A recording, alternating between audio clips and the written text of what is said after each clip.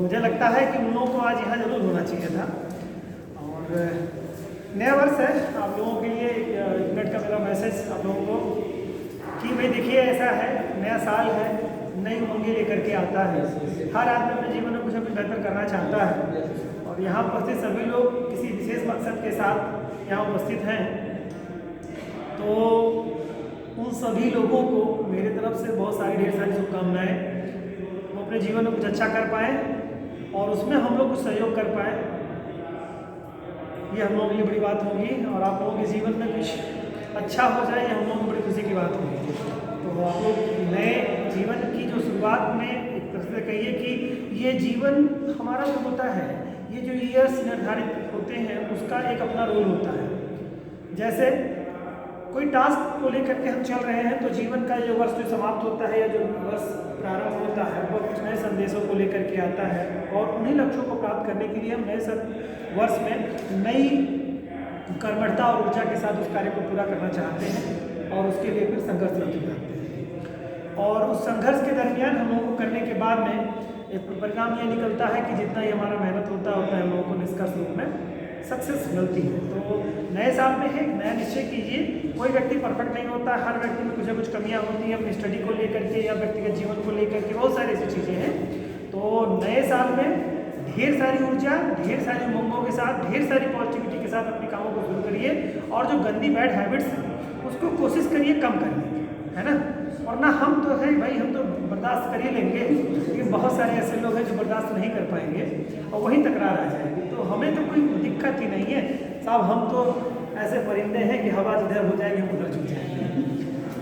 और लेकिन बहुत सारे ऐसे होते हैं जो चट्टान की तरफ तन के खड़े हो जाते हैं। तो सवाल आपके पास ये होता है कि उनको ढहा दें। हमारे बहुत सारे जो चौड़े पेड़ होते हैं ना, आंधियों में वही फटते हैं और फ्लेक्सिबल पेड़ कभी नहीं फटते। तो एक थोड़ा सा एक मोटिवेशन लीजिए और मोटिवेशन ये हो कि कुछ अच्छा करना है और बहुत सकारात्मक तरीके से हमें रहना है। अपनी जो विकृतियां हैं देखिए उसको छुपाना नहीं है, विकृतियों को सुधारने की ज़रूरत है। कोई व्यक्ति, मैंने कहा ना, परफेक्ट नहीं होता, इवन मैं भी नहीं परफेक्ट हूँ। बहुत सारे ऐसे स्किल यहाँ बैठे हुए आज तो कम बच्चे हैं, वो भी बहुत सारे रीड कर रहे होंगे, सर में बड़ी त्रुटियाँ हैं, ऐसा दिख रहा होगा। बहुत सारे लोग उसमें पॉजिटिविटी भी ऐड किए होंगे कि भाई सर में बड़ी अच्छाइयाँ हैं। तो कोई व्यक्ति पूर्ण नहीं होता है, जबकि सबसे अच्छों में आप शुमार करेंगे तो उनमें से 2-1 लोगों का नाम आएगा, शायद उसमें हम लोगों का भी नाम होगा।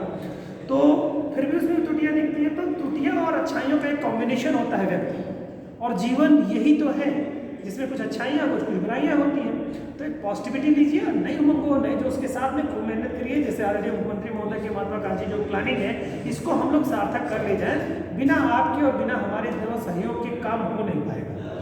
तो एक सहयोगात्मक नजरिए के साथ बहुत पॉजिटिविटी भरते हुए हर चीज़ को बड़े सकारात्मक अंदाज से लीजिए। और खासतौर से ऐसी चीज़ों में जो विकास के लिए आपकी ज़रूरी है, जैसे आप पेरेंट्स को नहीं बदल सकते, वहाँ पर अपनी एक सोच पॉजिटिव रखिए। आप टीचर को नहीं बदल सकते चूँकि आपने उसमें इनरोल्ड हो चुके हैं, तो टीचर के प्रति अपना पॉजिटिविटी रखिए। हम लोगों का काम क्या है, हम अपने बच्चों को पॉजिटिव रखें। मान लो कोई बच्चा यहाँ पर हो और वो ये कहे कि नहीं हमें पढ़ना नहीं, बस ऐसे ही आ गए, तो हम तो शिक्षक तब कहलाएंगे ना जब आपके अंदर जोश भर देंगे। शिक्षक का काम ही वही है। डॉक्टर का काम क्या है, पेशेंट को ठीक कर देना। चाहे जितनी पेशेंट हो, दही खाता है तब भी उसका जुकाम सही करना है। बहुत सारे डॉक्टर तो डॉक्टर क्या है, कुछ लोग ऐसे जाए डॉक्टर पेट में दर्द है तो उन्होंने कहा क्या खाए थे कल, तो ऐसा ये खा लिए थे, तुम पिछली बार भी मना किए थे, तो ये चीज़ें मत खाना। सब खा लेते हैं कभी कभी, तो इस तरह की बातें पेशेंट भी करता रहता है। डॉक्टर, कुछ डॉक्टर जिद्दी होते हैं, भगा देते हैं, भाग जहाँ से दवाई लग देते हैं। जैसे अपने यहाँ आदरणीय DM सिन्हा साहब हैं, ऐसे कुछ डॉक्टर साहब अगर उन्होंने आपने बता दिया कुछ चीज़ों को, भगा देंगे, वो दवाई नहीं करेंगे आपके। कुछ एक ऐसे होते हैं जो कहते हैं भाई ठीक है नेक्स्ट टाइम थोड़ा सा प्रिकॉशन रखिएगा, लीजिए दवा लीजिए। तो शिक्षक और विद्यार्थी ये कितना प्यारा सा संबंध होता है, इतना बेहतर रिलेशनशिप होती है इसमें। अगर उसको ट्रेनिंग बनाई जाए तो सफलता निश्चित है। और सिर्फ एक जिद बना करके किसी काम को किया जाए तो मज़ा नहीं। तो नए साल पे थोड़ा सा हम चाहेंगे हमारे सारे विद्यार्थी जो बेटे बहुत सकारात्मक रहे। नया साल आ रहा है, कुछ थोड़ा परिवर्तन लाए और अपने जितने भी कीड़े सिकवे हम पीछे छोड़ के चले आए। शिक्षक क्या करता है, किसी दिन किसी बच्चे को टारगेट बना करके पीट देता है। पहले बचपन में क्या होता है लेकिन ये नहीं, अब वो बच्चा समझता जी, मतलब जब तक क्लास में पढ़ता था 4 साल 6 साल तक, वो हमेशा गाली देता रहता था, बड़ा मारा था मुझे। नए साल में पक्का मार दिया था इसने तो मेरा साल खराब किया था, भगवान इसका सब खराब कर दो। तो ऐसी फीलिंग आती रहती है। लेकिन शिक्षक ये टारगेट बना करके नहीं काम किया था कि इसका नया साल इसको आज आज ठोकेंगे, ऐसा शिक्षक नहीं टारगेट बना के काम करता है। तो कोई भी ऐसा बच्चा हमारा ये ना समझे कि हम किसी को मतलब जो है हम जिसको मानते हैं सबको मानते हैं, तो हमारे सब ठीक थोड़े खड़े होते हैं। भाई प्रकृति सबको भिन्न भिन्न तरीके से भिन्न चीज़ें देती है, तो कोई जरूरी नहीं कि जो आपका सॉफ्ट और प्यारा सा व्यक्तित्व है मेरा भी हो सकता है थोड़ा सा रूढ़ व्यक्तित्व हो सकता है। जैसे माँ बाप मोस्टली लोग माँ को ज़्यादा पसंद करते हैं, है ना, लेकिन बचपन में माँ ही बहुत ज़्यादा ठोकते भी हैं। तो बहुत सारे लोग होते हैं कि माँ को पसंद करते पिता से वो दूरी बनाए रहते हैं, और कुछ लोगों को पिता बहुत पसंद आते हैं, माँ से दूरी बनी रहती है। जैसे पापा कम प्यार मतलब कम मिलते हैं तो बहुत लाड करते हैं, मेरा बेटा मेरी बेटी, और मम्मी रोज रहती है तो प्यार के साथ बजाती भी रहती है, कभी कान के नीचे, कभी कान के उसके नीचे, और कभी कान के ऊपर भी बजा देती है। तो ये लगता है यहाँ क्यों मार दिया, बहुत सारे बच्चे ऐसे भी करते हैं, मतलब यहाँ क्यों मार दिया, मेरे सिर में मार दिया। अभी तो मैंने देखा छोटे बच्चों को, उसको जब पिटाई हो गई सिर में भी लग गया, तो ना बच्चा ऐसे आकड़ के बाद कि यहाँ क्यों मार दिया, सिर पे मार दिया तुमने। तो मैं वहाँ पे संजोग से था, तो मैंने देखा, मैंने कहा यार कैसा बात है, वो इतना एक्सप्लेनेशन किया, मतलब यहाँ क्यों मार दिया तुमने, तुम और भी कहीं मार सकती थी।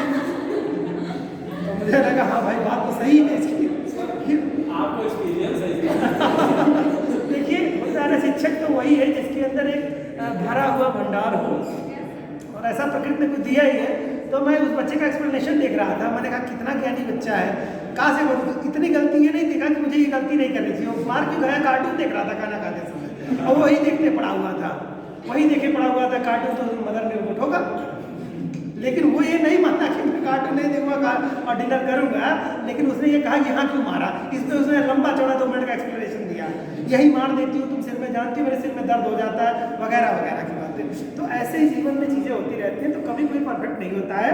हम लोगों को इन्हीं चीज़ों से कुछ मोटिवेशन के साथ नए सिरे से शुरू करना है। और यूपीएससी की जो क्लासेस चल रही हैं, मैं आशा करता हूँ सारे बच्चे बहुत पॉजिटिव रहें और बहुत क्लास में अपने आप को इंटरेक्ट रखें, टीचर से एक अपना जुड़ाव रखें, और कोई अपने अंदर ये दोष लेकर के ना चले। नए साल में तो मैं चाहूँगा हर बच्चा देखने में प्यार आए उसको, मतलब मुझे ये फील हो कि हमारा बहुत अच्छा बच्चा है। तो ये बच्चा कोई अगर किसी को इस तरह का डांट लगा हो, कुछ वैसी लगा हो, तो ऐसा मेरा कोई इंटेंशन बेटा कभी नहीं था। मैं चाहता हूँ कि सभी लोग, चाहे बॉयज हो चाहे गर्ल्स हो, सब मेरे लिए समान रूप से प्यारे हैं और खूब मेहनत करते हैं, और जिससे कि कुछ अच्छा परफॉर्मेंस करें, जिससे कि आप यहाँ से जब जाएँ तो ये लगे कि भाई दीपक सर के द्वारा आप लोगों को कुछ मिला है, और ये मैं ये चाहता हूँ। तो थोड़ा सा नए साल में मेरे ख्याल से मेरी आशाओं को आप लोग पूर्ण करेंगे, थोड़ा सा करिए कि शुभकामनाएं बहुत ढेर सारी हैं। आप लोगों को कभी भी कोई दिक्कत हो, कोई परेशानी हो, आप पर्सनली हमसे मिल सकते हैं अगर चाहते हैं, उसका कोई शुल्क नहीं है, आपको कुछ भी ऐसी चीज़ें नहीं होंगी। हम जितना हो सकेगा हम लोग मोटिवेट करेंगे। हम लोगों को बहुत दूर दूर से फ़ोन आते हैं बच्चों को। एक लड़का एक दिन हमसे ललितपुर से फ़ोन किया, उसने कहा सर आप अकेडमी से बोल रहे हैं, हमने कहा बोल रहा हूँ, बताइए आप। मैंने कहा मैं ललितपुर से बोल रहा हूँ। मैंने कहा बताओ भैया कैसे याद कर लिया। तो उन्होंने कहा कि सर इस तरह से मुझे आपके बारे में जानकारी हुई, सर इस संदर्भ में मुझे कुछ जानकारी दीजिए, मैं क्या करूँ। तो उन्होंने अपनी कुछ डॉक्यूमेंटल उनको प्रॉब्लम थी, जैसे उनका हाई स्कूल इंटर में कुछ और, हाई स्कूल में डॉक्यूमेंट्स में उनके कुछ और नाम थे, और उसके बाद में इंटर से लेकर के पूरे अकेडमिक तक सारे दूसरे नाम लिखे हुए थे, मतलब उनकी टाइटल जो होती है नाम की वो कुछ डिफरेंसेस से संबंधित कुछ बात थी। तो वो समझे कि मुझसे पूछना चाहिए। मैंने कहा कि आपने ऐसा क्यों किया। मैंने उसका सवालों का जवाब दिया कि ये आपके लिए बेहतर है और आप ये कर लीजिए, ये आपके लिए उपयोगी होगा, और संभवतः ये कोई प्रॉब्लम आपको नहीं आएगी। उनको जॉब में लगी थी, उनकी एसआई में उनकी पोस्टिंग होनी थी, अभी जो रिसेंटली हुआ है बच्चे का। तो उस बच्चे ने मुझे पूछा कि सर ऐसा तो नहीं मुझे कुछ दिक्कत होगी। मैंने कहा ये ऑप्शन रख लो, आपको कोई दिक्कत नहीं होगी। तो फिर मैंने उनसे पूछा कि भाई आपने मेरा नंबर क्यों लिया, आपको तो बहुत सारे आस पड़ोस में टीचर पढ़ाए होंगे, बहुत सारे लोग होंगे, आपने पूछने की होंगे, आप मेरा नंबर लेकर मुझसे क्यों बात की। तो उन्होंने कहा कि सर मुझे लगा कि आप मुझे सही मार्गदर्शन दे सकते हैं, क्योंकि मैंने आपका ये देखा, वो देखा, वीडियो देखा और इस तरह की चीज़ें लगी। तो मैंने कहा भाई ठीक ठीक, बहुत बहुत आभार आपको। मैं ये जानना चाहता था कि दूर से आपने फ़ोन किया मुझे और कैसे लगा। तो शायद आपसे तो मैं इंडिविजुअल कम्युनिकेट कर रहा हूँ, उस बच्चे से मैंने कोई कम्युनिकेशन भी नहीं की, लेकिन उसको मुझे लगा कि शायद सर मेरे मार्गदर्शन कर सकते हैं। और मैंने उसको डेफिनेटली बहुत सटीक बात बताई, अगर वो मानेगा तो कोई उसकी जॉब ले नहीं सकता डॉक्यूमेंट्स के आधार पर। सर है ना, कभी कभी डॉक्यूमेंट में थोड़ी मिस्टेक हो जाती है ना, तो आप पहले से फिटमेंट वगैरह बनाने का मैंने उनको एडवाइस दिया कि ऐसे कर लो, और वो उनसे टाइम पीरियड मांग लो। अगर वो रोकते हैं कि नहीं आपको ज्वाइन नहीं कराएंगे हम, तो आप उनसे बोलो कि साहब इसको हमको एक समय, 1 महीने का समय, 2 महीने का समय हमको जो दे सकते हो आप दो, हम इसमें आपको डॉक्यूमेंट दे देंगे आपको। तो फिर वो रोक नहीं सकते आपको जॉब के लिए। कुछ मैंने उनको रूल्स बताया, तो उन्होंने उस पर फॉलो किया, और आशा करता हूँ कि बच्चा ज्वाइन करेगा। उसने कहा कि सर मिलने भी आऊँगा आपसे। मैंने कहा बहुत अच्छी बात है, पहले आप ज्वाइन कर लो, हो सकता है कहीं हो तो मुलाकात हो ही जाएगी। तो ये चीज़ें हैं, और आप लोग तो हमारे बिल्कुल सामने रहते हो, और वियोजन में हम लोगों का पूरा रोल रहा है, और मंत्री महोदय की महत्वाकांक्षी प्लानिंग भी है, और हम लोगों का भी इंटरेस्ट है आप लोगों के प्रति। बच्चों के कैरियर में कुछ करें और नए साल में हम लोग कुछ अच्छा करा पाए, ये हमारे लिए सौभाग्य की बात होगी। आइए आते हैं न्यायपालिका पे, कुछ आगे करते हैं। भाई आपका क्या नाम बेटा? ममता? मानसी, बहुत बहुत जन्मदिन की हार्दिक शुभकामनाएं आपको। और आपका जन्मदिन तो बड़े अच्छा दिन है भाई, है ना? नहीं तो गलत बात है भाई, क्यों नहीं मनाया जाएगा? अच्छा अच्छा, कोई दिक्कत नहीं है, तो आईएएस बन करके उस प्रॉब्लम को दूर कर दो, है ना? होता रहता है, सुबह सुबह का सब सारा खेल है ना? कोई दिक्कत नहीं है, बी पॉजिटिव। चलिए वो सब लोग चलते हैं, कहाँ हम लोग थे लास्ट में? 142 में हम लोग थे। चलिए बेटा, सुप्रीम कोर्ट के आदेशों तथा सुप्रीम कोर्ट के आदेशों तथा साथ ही अन्वेषण आदि से संबंधित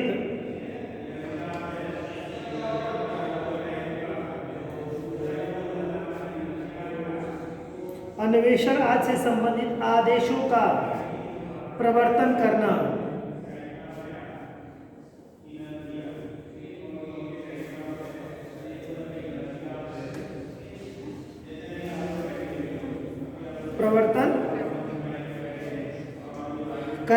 या प्रकटीकरण करना। अब इसको ऐसे भी कह सकते हैं आप लोग, सुप्रीम कोर्ट के आदेशों का प्रवर्तन और प्रकटीकरण आदि के विषय में आदेश है इसमें, तो उसी में अथवा करके लिख लीजिए शब्द को। मतलब इसका दूसरा अर्थ क्या होगा, क्या कहना चाह रहा है ये बाकी, मतलब आर्टिकल 42 इसमें कह रहा है सुप्रीम कोर्ट के आदेशों का प्रवर्तन और प्रकटीकरण आदि के विषय में आदेश। अब इसमें क्या है बेटा, प्रकटीकरण का आदेश क्या है, प्रवर्तन का और प्रकटीकरण का आदेश में क्या क्या कहा गया? 2 बिंदु है। पॉइंट 1 करिए, इसमें पहली बात बताई गई है, सुप्रीम कोर्ट किसी भी मामले या सुप्रीम कोर्ट किसी मामले या लंबित वाद में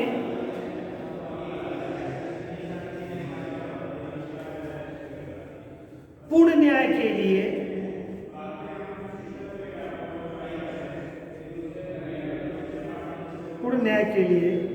आवश्यक अपनी अधिकारिता का प्रयोग करते हुए आदेश दे सकता है।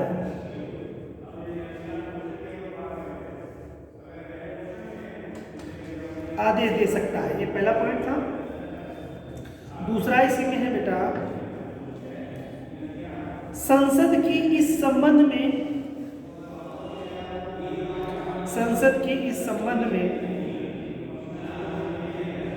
विधि के अधीन, संसद की इस संबंध में विधि के अधीन उच्चतम न्यायालय को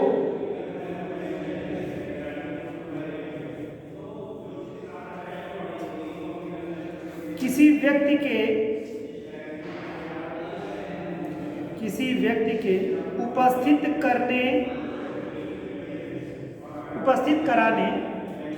के उपस्थित कराने कामा किन्हीं दस्तावेजों के प्रकटीकरण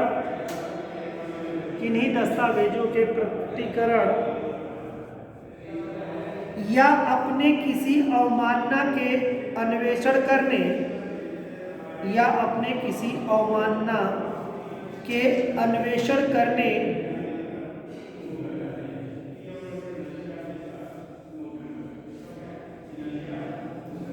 या दंड देने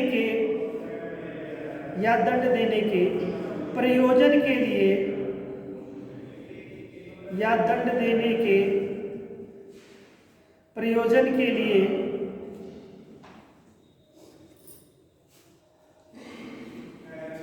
कोई आदेश करने की शक्ति होगी।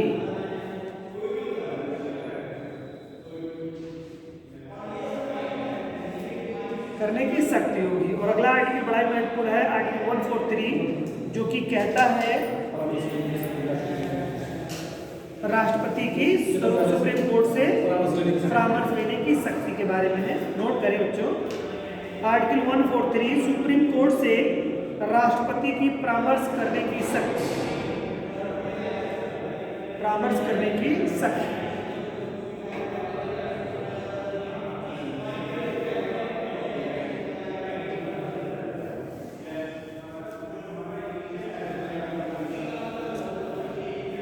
इसमें अब कुछ पॉइंट्स हैं, कैसे किन कंडीशन में परामर्श आदरणीय राष्ट्रपति महोदय लेंगे सुप्रीम कोर्ट से। वो पहला पॉइंट है, आप नोट करें, यदि किसी समय राष्ट्रपति को ऐसा प्रतीत होता है कि, यदि किसी समय राष्ट्रपति को ऐसा प्रतीत होता है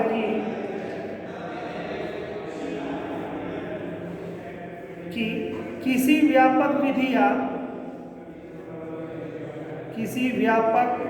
या तथ्य का प्रश्न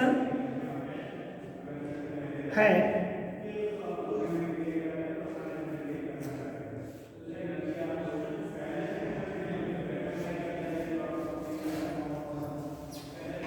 या उत्पन्न होने वाला है,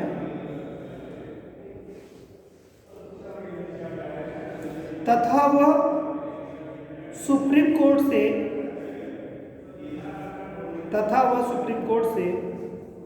राय लेना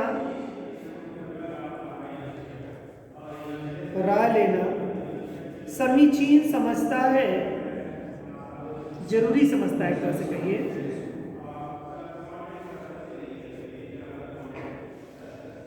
समीचीन समझता है, तो सुप्रीम कोर्ट से राय ले सकता है, तो सुप्रीम कोर्ट से राय ले सकता है।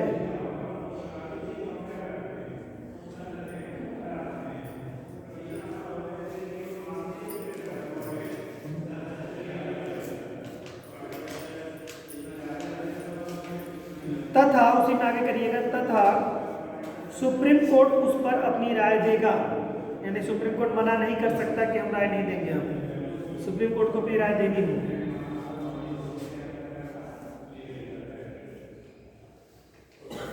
और दूसरा पॉइंट क्या बनेगा इसके संदर्भ में, पहला है, दूसरा था बेटा, राष्ट्रपति आर्टिकल 131 के तहत, राष्ट्रपति आर्टिकल 131 के तहत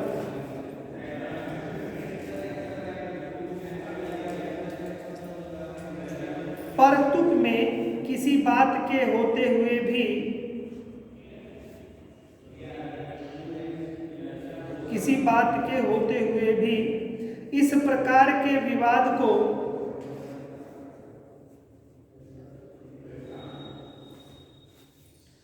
जो उक्त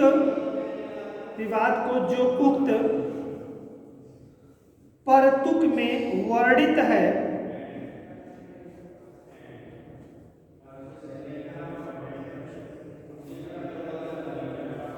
सुप्रीम कोर्ट को राय देने के लिए कह सकता है, सुप्रीम कोर्ट को राय देने के लिए कह सकता है,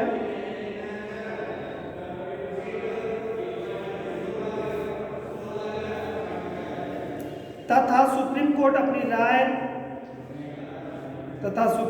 अपनी राय जो वह ठीक समझता है राष्ट्रपति को दे सकता है।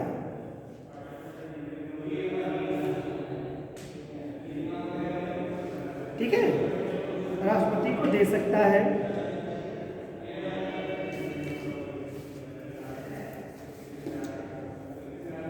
यहाँ पर जो बात बताई गई है आर्टिकल 31 में आपने बताया ना कि सुप्रीम कोर्ट का मूल क्षेत्राधिकार के संदर्भ में जो बातें वर्णित की गई हैं 121A में 1 में बताई गई है, तो वो तमाम सारी चीज़ें उसमें प्रत्युक्त, हाँ वो तमाम सारी चीज़ें जी वही मतलब वर्णित एक सेंस वहाँ पे कहा है, जो कही गई है, जो चीज़ें हैं, हाँ रखी गई चीज़ें एक तरह की सेंस। देखिए कुछ एक शब्द ऐसे होते हैं जो पर्सनली पर्टिकुलर उसी के लिए यूज किए जाते हैं, ठीक है, तो ऐसा कुछ नहीं, उसको अपनी भाषा में आप समझ लेंगे, उसके भावार्थ को आप समझिए तो आप अपने शब्दों में भी उसको एक्सप्लेन कर सकते हैं। ठीक है, तो यहाँ पर अनुच्छेद 121 में वर्णित जितने भी उपबंध हैं उसके संदर्भ में बात कर रहा है, उससे रिलेटेड अगर कोई राय लेनी है राष्ट्रपति महोदय को तो सुप्रीम कोर्ट से उसके संदर्भ में राय ले सकते हैं। स्पेशली बात ये है। चलिए बस आगे चलते हैं, 144 पे आते हैं।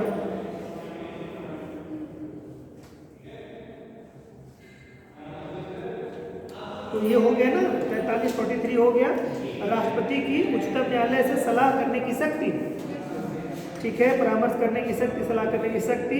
144 में लिखिए, सिविल तथा न्यायिक अधिकारियों का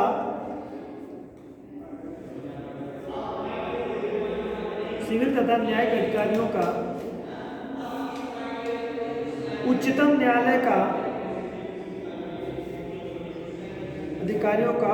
न्यायालय का सहायक होना।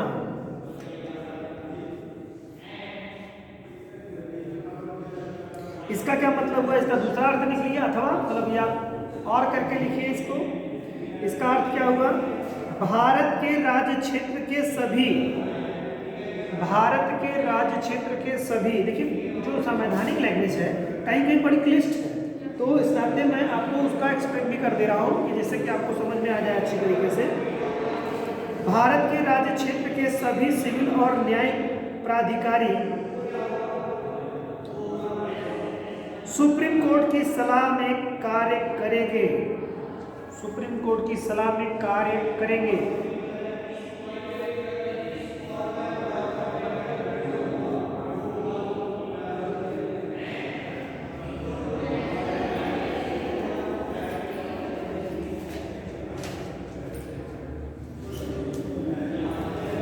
अब आर्टिकल 144 ए बच्चों कर लीजिए, आर्टिकल 144 ए 144 ए, इसमें क्या बात है, कानूनों की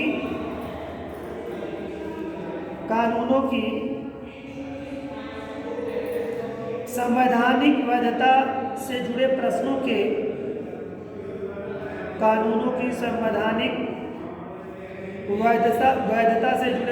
के निस्तारण के लिए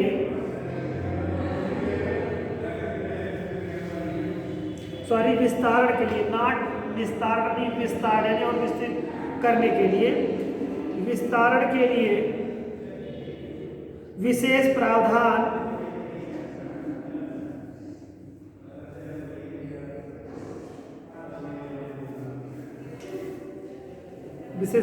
किए गए थे, जो कि निरस्त कर दिए गए हैं। ब्रैकेट में लिख लीजिए निरस्त।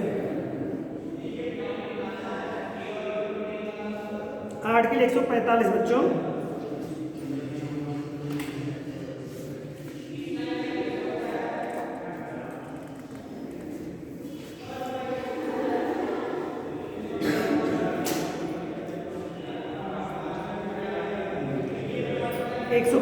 लिखें,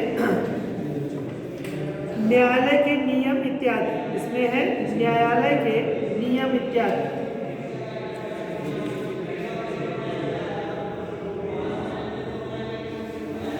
आदि। तो कुछ एक है नियम, थोड़ा सा लिख लीजिए, 1-2 पॉइंट इसमें बड़ी महत्वपूर्ण बातें हैं। नियम किस तरह से चलेगा, इसके बाद 46 है और 46 में जो व्याख्या की गई उसके बारे में हो जाएगा। चलिए ठीक है, इसमें थोड़ा सा नियम में क्या है, न्यायालय के नियम आदि में क्या है। पॉइंट 1 करिए, संसद की विधि के अधीन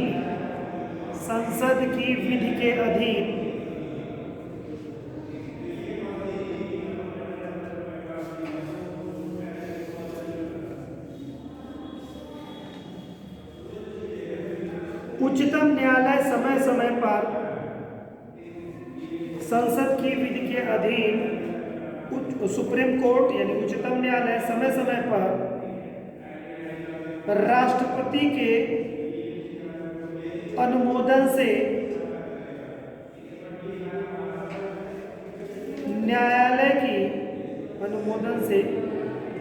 राष्ट्रपति के अनुमोदन से न्यायालय की पद्धति के लिए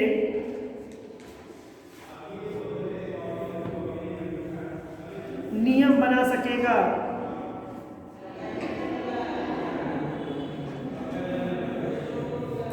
जिसमें निम्नलिखित भी सम्मिलित हैं। बना सकेगा,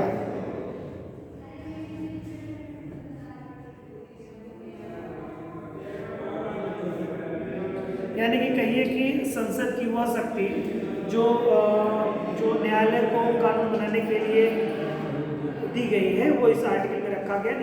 संसद जो है राष्ट्रपति की परमिशन दे करके और उस पर कानून बना सकता है कि संसदीय कार्रवाई के संदर्भ में कि कैसे कार्रवाई क्या क्या हो, सत्र वगैरह या इस तरह की चीज़ें कि कैसे कैसे न्यायपालिका क्या कार्य करेगी।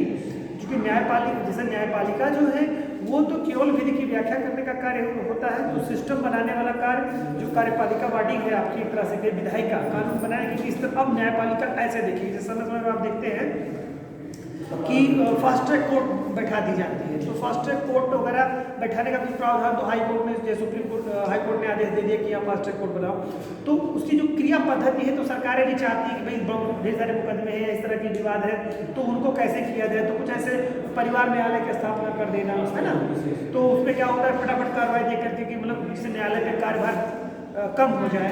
बहुत सारे मुकदमे, चूंकि जनसंख्या जिस देश में ज़्यादा होगी उसमें कुछ भी विवाद हो, जैसे कोई एक जघन्य अपराध के मुकदमे हो और एक बहुत सामान्य सा मुकदमा हो, दोनों के लिए प्रोसेस वही रहेगी, प्रक्रिया वही है, नियम वही है पूरी तरह से कार्य करने में। अब उसमें से कैटेगरी बांटी गई, एक वेलेबल एक नॉन वेलेबल, ठीक है, जैसे संज्ञेय अपराध असंज्ञेय अपराध है कि ठीक है, एक जमानती गैर जमानती अपराध जिसे कहा जाता है सामान्य भाषा में कहें, बस यही दो कैटेगरी बटी है, बाकी प्रक्रिया सब होती है।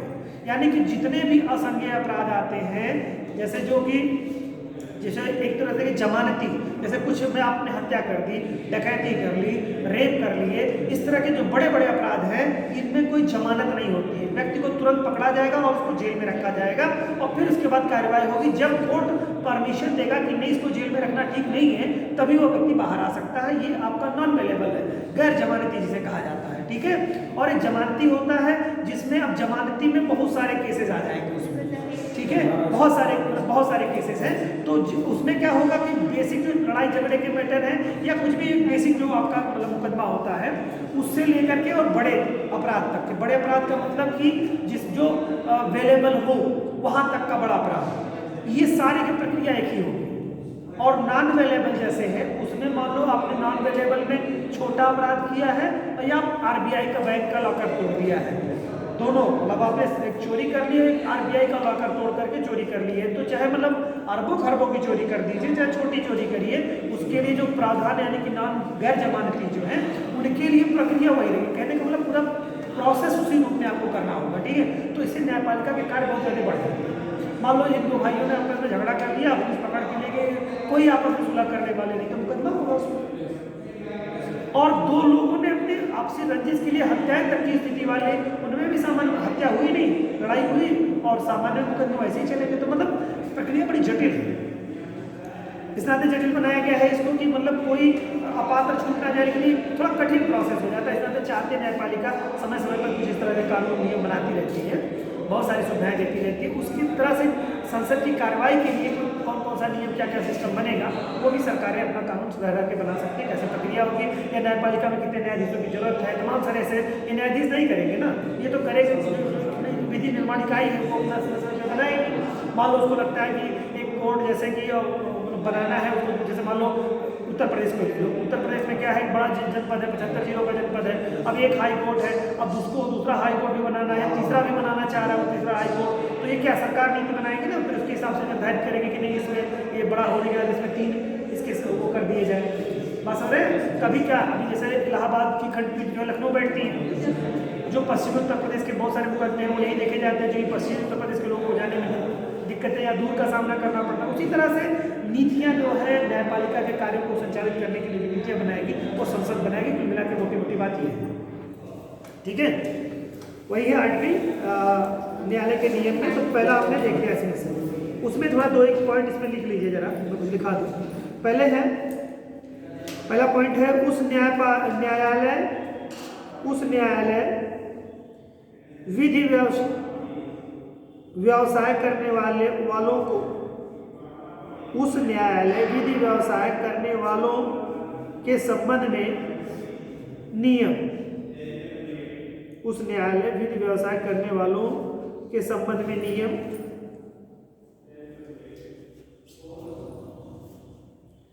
जैसे यानी एडवोकेटों के लिए जो नियम है कैसे कार्य करेंगे, जैसे व्यवसाय को उस न्यायालय विधि व्यवसाय करने वालों के संबंध में नियम, यानी विधि व्यवसाय कौन करता है? एडवोकेट्स करते हैं ना, प्रोफेशन है, तो उनके लिए कोई कायदे कानून कौन बनाएगा? सरकार बनाएगी, ठीक है। कि नहीं तो पता चला कि वो अपने तरीके से कर रहा है तो कानून बना देगी कि नहीं, कोई एडवोकेट अब जजेस के इस तरह से नहीं कर सकता, या यहाँ नहीं जा सकता, या इस डेट में ये करेगा, या जो भी अपने कानून बनाने हैं कि न्यायपालिका के संचालन में कार्यों को करने में अगर दिक्कत आ रही है, कुछ भी जैसे व्यवस्था करने का कार्य किसका है? प्रशासन का है ना। भाई जज महोदय का काम क्या है? वो अपने जजमेंट देना, वो व्यवस्था कौन करे? एडवोकेट मान लो उनमें बहुत ज्यादा हस्तक्षेप करते हैं, बहुत सारी दिक्कतें करते हैं, तो जजमेंट कैसे दे पाएंगे? तो इसके लिए कानून कौन बनाएगा? संसद बनाएगी, कार्यपालिका वो क्रियान्वित कराएगी। जैसे वो एडवोकेट उसके अगेंस्ट जाएंगे तो उनके खिलाफ कार्रवाई हो जाएगी। एक नया कानून बन गया है तो मतलब वकीलों को जेल हो जाएगी। कानून कोई भी तोड़ेगा, चाहे वो जज हो चाहे वो वकील हो, तो वो सब सजा के पात्र होते हैं, ठीक है। तो इस नाते हमारी न्यायपालिका भारत में सर्वोच्च सबसे ज्यादा यही है ना। बहुत सारी ऐसी कंट्रीज है जहाँ पर सर्वोच्चता है, भारत में भी इस तरह के आधार है कि संविधान सर्वोच्च है। संविधान जो कहता है उसके अगेंस्ट आप जाएंगे तो दंड के हकदार होंगे, चाहे आप किसी भी पद पे हो, ठीक है। तो वो चीजें है इसमें। तो इसमें बच्चों ये है, पहला है कि उस न्यायालय में विधि व्यवसाय करने वालों के संबंध में है। दूसरा है बेटा अपील के सुनने तथा अपीलों के सुनने तथा समय आदि के संबंध में नियम। अपीलों के सुनने तथा समय आदि के संबंध में नियम।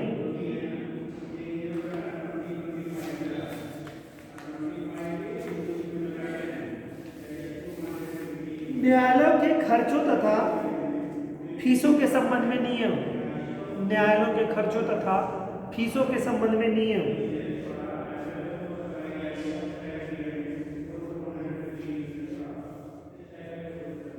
अगला पॉइंट है, उस न्यायालय द्वारा सुनाए गए निर्णयों के, उस न्यायालय द्वारा सुनाए गए निर्णयों के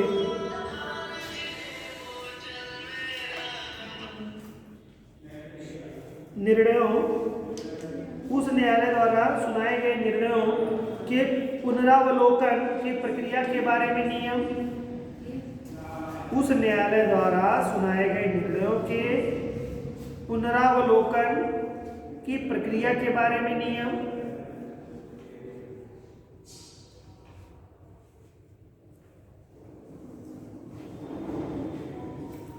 नेक्स्ट पॉइंट है जमानत मंजूर करने के बाद के नियम के बारे में नियम। जमानत मंजूर करने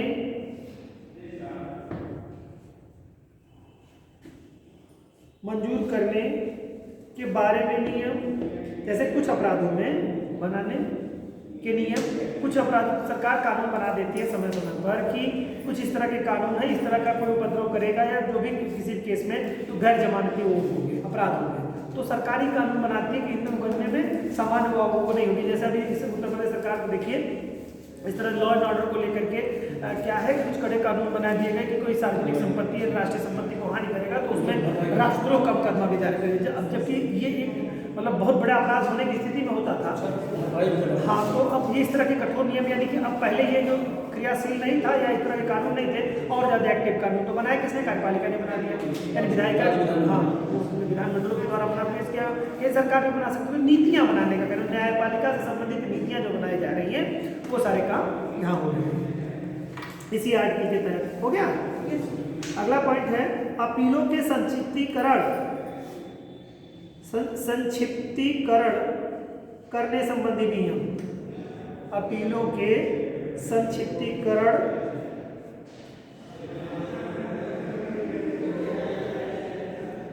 करने संबंधी नियम।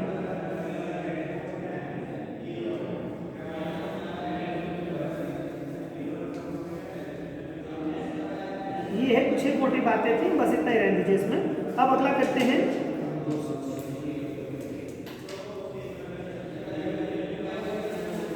146 में है बेटा क्या, सुप्रीम कोर्ट के पदाधिकारी, सुप्रीम कोर्ट के पदाधिकारी या सेवक नहीं तथा सेवक, पदाधिकारी तथा सेवक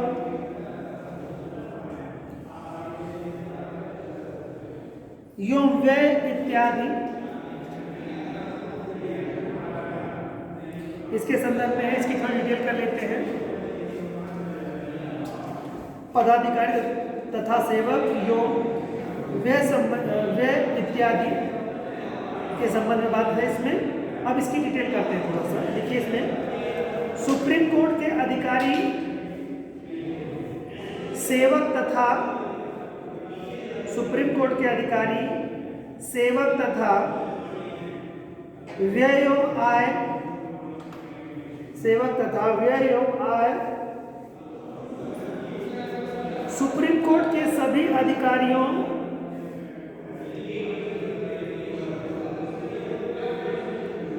सेवकों या उनसे संबंधित व्यक्तियों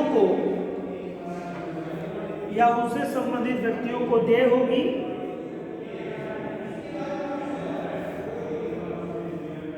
व्यक्तियों को देय कल की होगी नहीं, सभी वेतन व्यक्तियों को देय सभी वेतन भत्ते और पेंशन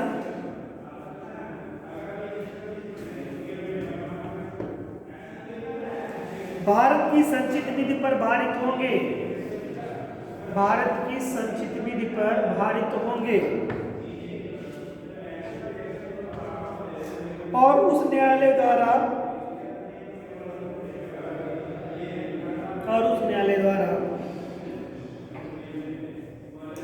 ली गई फीसें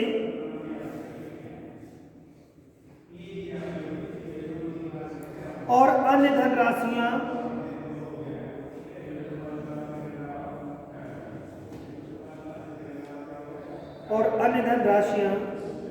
उस निधि का भाग होंगी। कुल मिला जुला के किस राज्य को उसमें पड़ेगा तो भारत की संचित निधि से इनको दिया जाएगा निरीक्षकों को, ये बता रहा है। उस न्यायालय द्वारा ली गई फीसें और अन्य धनराशियां उस निधि पर का भाग होंगी। ठीक है।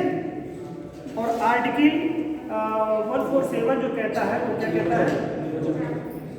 निर्वचन है, यानी कि व्याख्या है। ठीक है, लिखिए इसमें निर्वचन या व्याख्या। ये तो आपका न्यायपालिका के संदर्भ में कुछ बातें थी। ठीक है, जो कि आपके लिए इन आर्टिकल्स में महत्वपूर्ण बातें जो रही वो कुछ यही रही। तो आज हम लोगों ने इस टॉपिक को भी अगर देखें, कवर करें तो इसके जो है हमारे 4 अध्याय कंप्लीट हो गए। ठीक है, आज 5वां अध्याय हम लोग स्टार्ट करेंगे कैग के बारे में। थोड़ा इसके बारे में भी चर्चा करेंगे। तो हेडिंग कर लीजिए, भारत का नियंत्रक एवं महालेखा परीक्षक। भारत का नियंत्रक एवं महालेखा परीक्षक।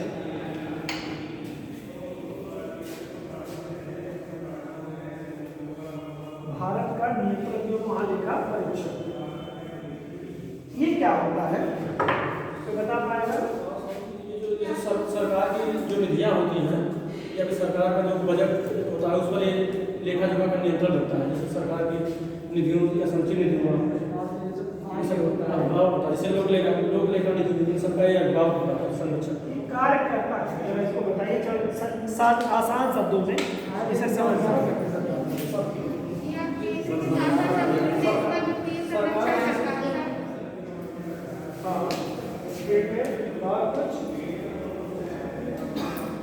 क्यों बैठाएगा, क्या जरूरत थी इसको करने की, आवश्यकता की? यही सब नियंत्रण करता है। जैसे मान लीजिए कि कितना खर्च हो रहा है संपत्ति जो है, धन कहाँ कितना निधि के द्वारा खर्च किया जा रहा है, उसी चीज़ का ये देख रेख करता है, पूरा निगरानी रखता है।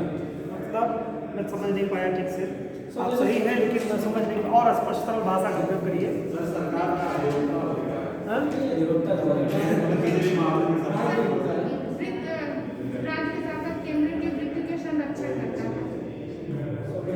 संरक्षण करता है, कैसे संरक्षण करता है।